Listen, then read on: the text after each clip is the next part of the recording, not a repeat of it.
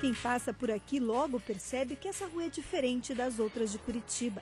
Ela é charmosa, uma mistura de passado e modernidade. Há um bom convívio, né? E é isso que o patrimônio tenta mostrar com a sua atuação.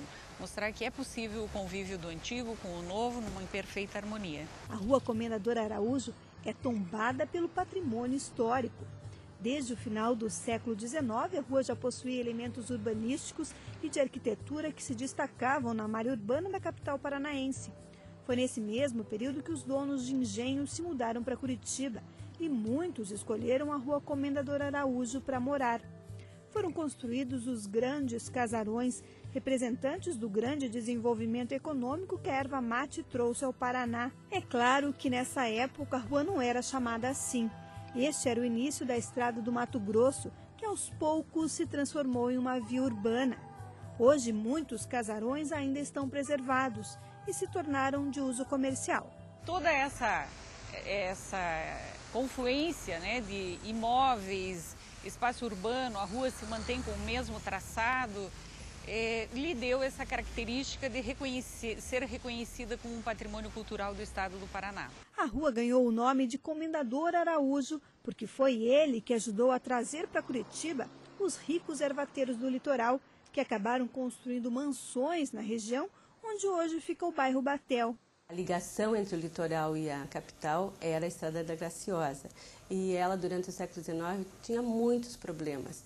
E uma das colaborações do Comendador Araújo enquanto deputado foi justamente batalhar pela reforma da estrada, que aconteceu em 1870 e que a partir daí ela passou a possibilitar o tráfego de veículos. Justamente nesse momento que os ervateiros migram para Curitiba, migram os seus engenhos para Curitiba. O próprio comendador construiu um casarão e passou parte da vida na rua que hoje leva o nome dele.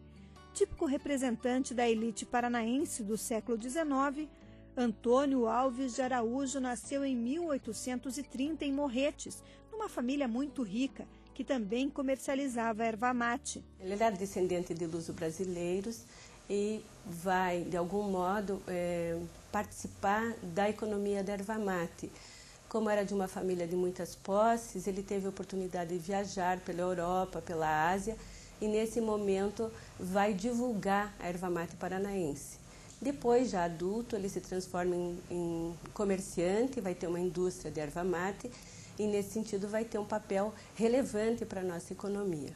Ainda jovem, viajou para a Europa e Ásia e aproveitou para divulgar o produto paranaense fora do Brasil. A Guerra do Paraguai ela acontece entre 1864 e 1870 e nesse momento o Brasil vai ser beneficiado porque ele vai conquistar o mercado do prata vendendo a sua erva mate, que antes ele não tinha esse mercado tão aberto, né?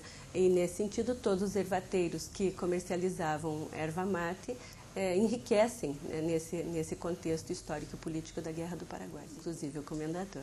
Conta-se que Comendador Araújo perdeu parte da fortuna quando resolveu entrar na política.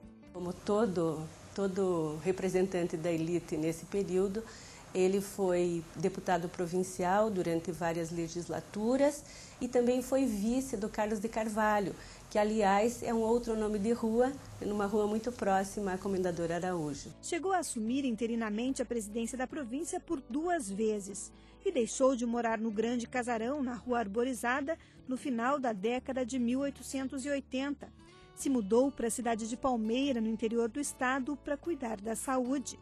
Antes da mudança, porém, libertou todos os escravos que mantinha. O comendador faleceu pouco tempo antes da proclamação da República e, portanto, ele vai acompanhar todo o contexto histórico e político do período provincial. Desse período, restou em Curitiba uma rua.